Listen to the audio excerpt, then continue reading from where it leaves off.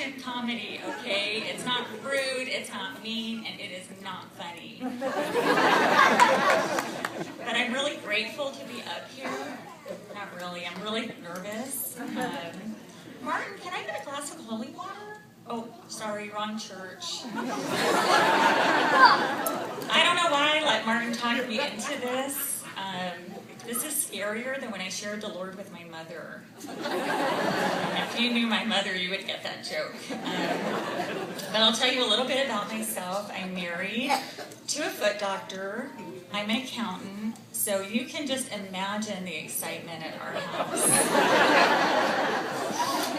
We have 3 kids, 18, 21, and 22. And when they were little, people would say, "How old are your kids?" And I'd say, "Look, I have 3 teenagers. Pray for me." But really, kids are a blessing, aren't they? I mean, even teenagers are such a blessing. And I wonder if it's possible to be blessed to death. I don't know, maybe. But anyway, most of my family lives in Georgia, and I go back there pretty often. Did you know that California has a really bad reputation in the rest of the country? It's true. One Georgia lady said to me, "You live in California? Well, isn't that the land of Satan?" And I said, "No, that's Las Vegas." My mother lives in Georgia. She's 81. She's been in rehab twice. Both times for hip replacement surgery. I guess she relapsed. My sister lives in Georgia. She's a lot like me. In fact, if you've seen me, you've seen the sister. My brother lives in Georgia.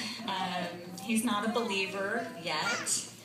But he did tell me that he believes that the world is amazingly orderly. So orderly that he thinks we might be living in an aliens video game. That is a true story. I told him that I wouldn't say his name, but it starts with Greg Holtz and it ends with "you can pray for him." But I love the food in Georgia. It's so good. It's always fried and usually includes some bacon grease. And I don't know why I gain weight when I go back there, but I do. But as a Christian, I do have some concerns about food, though. Is it a sin to eat devil's food cake?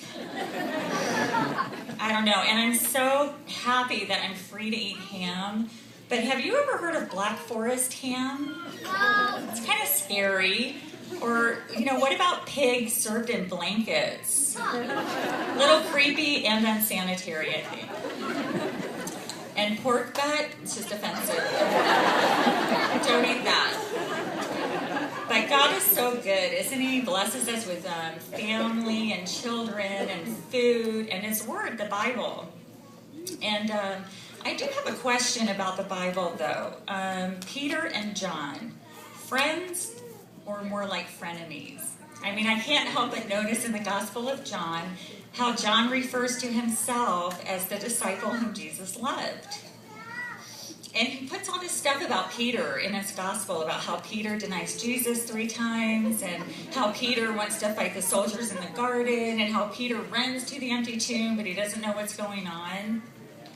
Can't you see Peter just texting John saying, "Hey, John, why'd you put all that wrong stuff I did in your book?" And John texting back, "Peter, I just wrote as the Lord led me." But I'm really glad that John wrote all that about Peter because I can really relate to him. Yeah. Saying the wrong thing, doing the wrong thing. In my family, when somebody does something stupid, they call it pulling a Val.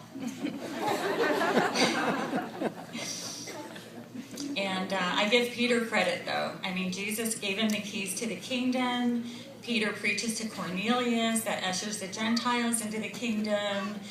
And I mean, if Jesus had given me the keys to the kingdom, none of you would be sitting here tonight because I would have lost those keys. But anyway, now that I've studied the Bible for a while and my daughter has a Bible question, I know just what to tell her. Ask Gary Jr.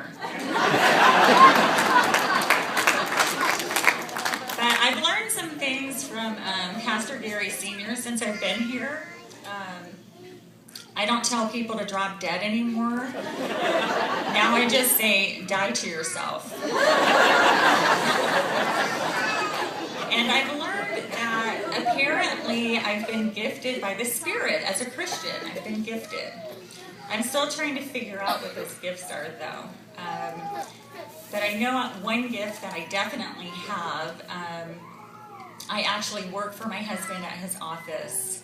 I mean, I have to be gifted to do that, don't you think? But God gives us really good gifts, doesn't He? I mean, He gives us the stars and the moon to decorate the night sky. He gives us seasons because He knows how bored we get. He gave us chocolate because He knows we women get moody. He gave us golf because He knows women get moody. But I think one of the most amazing things He's given us is dogs. I mean, just think of it, a tame animal who loves us, is loyal and faithful. They don't talk too much. But you know, some animals can't be tamed, like cats, coyotes, teenagers. Thanks, Happy New Year.